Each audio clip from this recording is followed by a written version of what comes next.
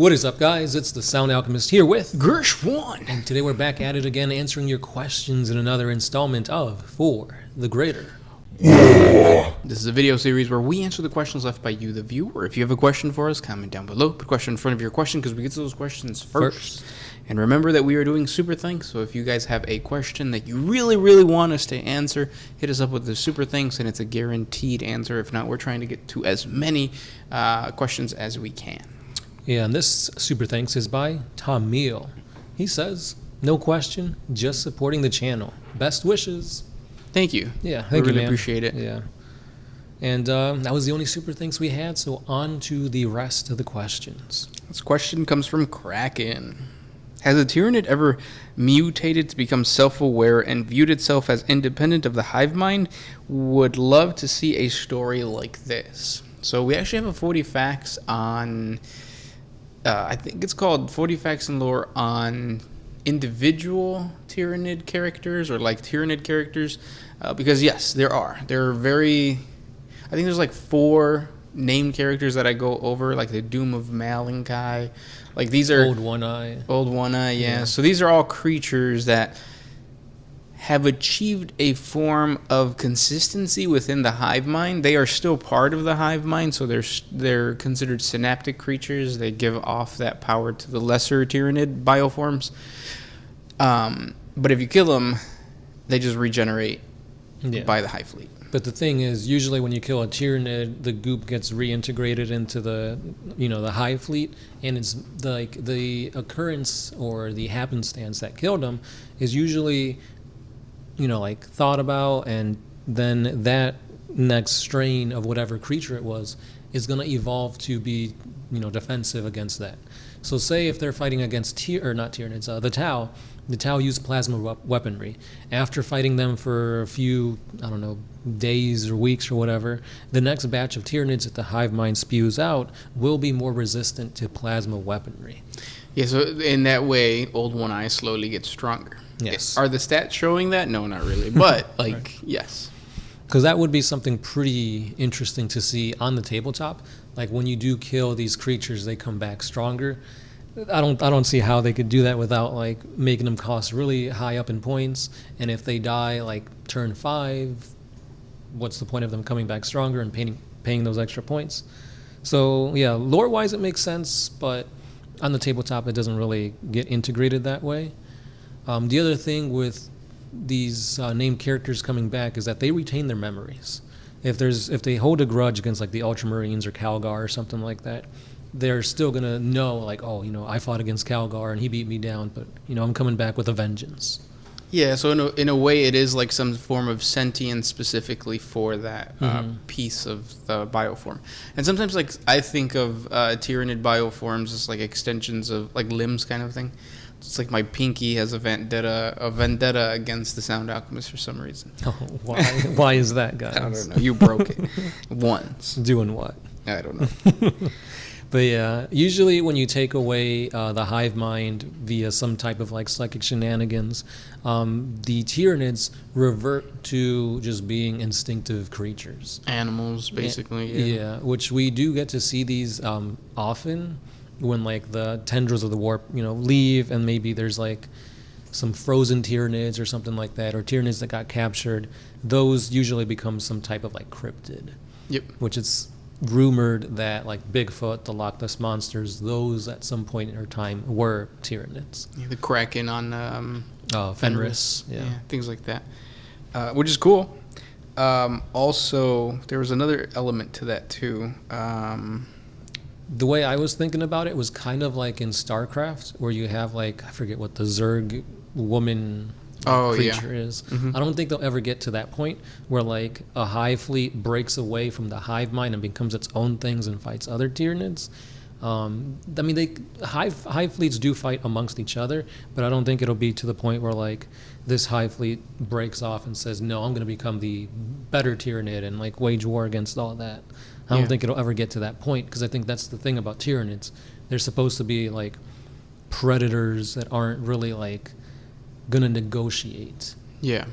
I do feel, though, that at some point, like if a hive fleet gets big enough and it evolves in different forms, like let's say like there's one hive fleet and on one sector it's attacking Tau, and on the other sector it's attacking the Imperium. Eventually they will kind of detach from each other, and then when they come back they might want to fight each other. But that's way different than just one individual breaking off from the group, evolving differently, and then coming back. Yeah. It's usually the entire, like a big-ass tendril. Right. Yeah. Next question. This one is by Simon Teese. What 2 races do you think will be left after everyone else has been destroyed? I'm going for the Tyranids and the Necrons. Yeah, I agree. That makes sense, because obviously Tyranids are going to eat all the bioform, and Necrons have no biomass, so they would be left alive. Yeah, the only other one, maybe some form of chaos, like just floating in the calm and still warp, because there's no psychic things to power it. Right. But yeah. And that kind of helps both the Necrons too, because the Necrons are building pylons that are like anti-psychic, and what do the Tyranids give off? Shadow of the Warp. So it would kind of help balance out the whole universe in like the whole cyclical thing, where you have the universe be all psychically powerful with like the Eldar or the old ones, and then it goes into a time where like there's no psychic and it's just calm, and it just circles and cycles itself. Yeah, that's true. But it's GW. It's going to be the Imperium in some shape, way, or form. Yeah, squats.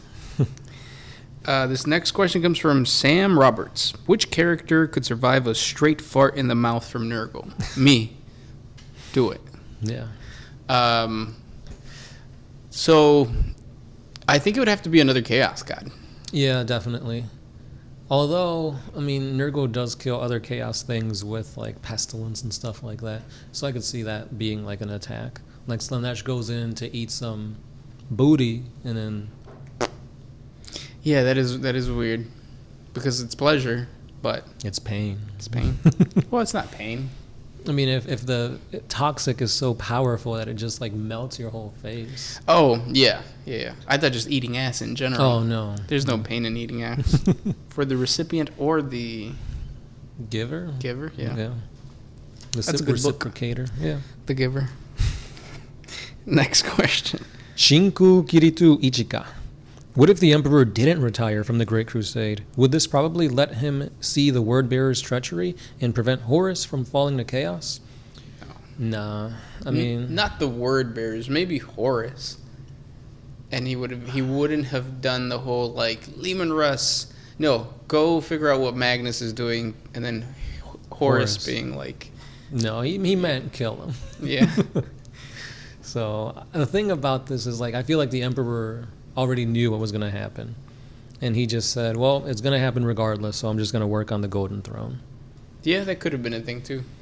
But then how does that explain the Webway project? I think that was always his end goal. The Webway project, what I feel is going to be, was a way to have humanity transcend and become the next step of evolution. So that humanity would be strong enough where they wouldn't need the Astartes and the Primarchs anymore. Yeah. Because we always saw, or the Emperor saw them as tools, Mm-hmm. a weapon of war to unite humanity, and then when they weren't needed, they were going to get rid of them. That's kind of why Erda wanted to send the Primarchs away from the Emperor so that they could live their lives and not be used as tools and just discarded. So I think that kind of all plays all together. Yeah. But the world will never know. That's a good what if topic. It is, yeah. So thank you, because that's what we've been doing this month, a series of what if scenarios. What if the Emperor didn't work on his bullshit? What if the Emperor was a good guy? Yeah. This next question comes from Cold Fist. It's a follow-up. Oh shit, have to look up that mode. Yeah, I was hoping the build a Primarch would be for the lost chapters. That way the door for custom chapters stays open. Yeah. That's what we were assuming you were saying. Because like last week somebody was saying, will GW ever create a build your own Primarch, kind of like they have build your own demon? No, Raider Demon? Yeah, it's not out yet. Demon Prince. Demon Prince. Yeah, but they're going to give you like 4 head options, weapon options, wings, that kind of thing. Which, that's a cool idea in my opinion, but I think GW doesn't want to spend that much money on plastic when you're not going to use all of it. Yeah. Because obviously it's all about profits. Well, like I think, because The same could be said about most. Yeah, I guess they give you extras to build things the way you could play them based out of the codex. Yeah. But at least with the Demon Prince, like having a Corn head or a Nurgle head doesn't change how it plays. That's true. Kind of. Yeah. Kind of. Because you do get like Nurgle psychic powers if it's a Oh. Nurgle Demon Prince. Yeah. Because I was going to say, it's kind of like the Orc Sprue, or like you either have Shujas or Sluggas and Choppas. Mm-hmm. And if you have to choose one or the other. You can't have both unless you magnetize. But even if you magnetize, like, that's still a lot of plastic that you're not using. Yeah. Because it's an entire arm and gun. So. Mm-hmm. And the thing with Primarks is they're all established and unique. To build a Primark and have all these options, it's like you have to pick a theme. Because they're not just going to give you like 7 arm options. One looks Egyptian, one looks like jungle fighter. That's true, yeah. Yeah, because then it'll be like a mixed match. Like, oh, they didn't give us enough like Egyptian themed armor, so now his legs are like Cthulhu legs. Yeah. Yeah. No, yeah, and it wouldn't really work. It worked with the Demon Prince because they were established for Chaos Gods, yeah. Right. You're right. And then last question. This one is by Symbol of Humanity. Who's the weakest Chaos God? As if if their armies were forced into a gigantic battle, who would lose first? Technically Slanesh because it's the youngest. Right. Tzeentch would probably not even, like, entertain the idea of a free-for-all. Khorne and Nurgle will probably go at it. Yeah. But then again, I think Slanesh would be tempted to mess with Khorne because they're mortal enemies. This last question is by Symbol of Humanity. Who's the weakest Chaos God? As in, if their armies were forced into a gigantic battle, who would get vaporized first? Probably Slanesh because she is the youngest. But then Tzeentch would probably not even entertain the idea of a free-for-all. So it'd be Nurgle and Khorne fighting first, so maybe one of them would fall first. Slanesh would kind of like pull back and wait to eat the ass of whoever falls. Whoever falls, yeah. Or I could see them both teaming up together to fight Slanesh. Because honestly, like Khorne's rival is Slanesh, so he'd probably go after that first. Yeah. And then just finally find the Keeper, or what would it be? Keeper of Secrets, yeah. Yeah. That's the greater demon, yeah. Mhm.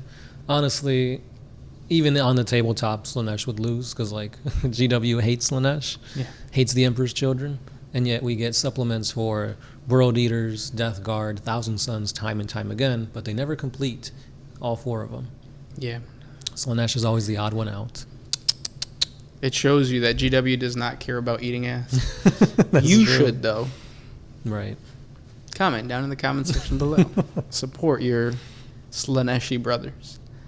And those were the questions for today. If we didn't get to your question, please ask again. Remember that we do answer super thanks questions, guaranteed, and we really appreciate the support. Yeah, so thank you for liking, thank you for commenting, and sharing, because you guys do that, and it helps. This has been The Sound Alchemist, Gersh1. and we are out.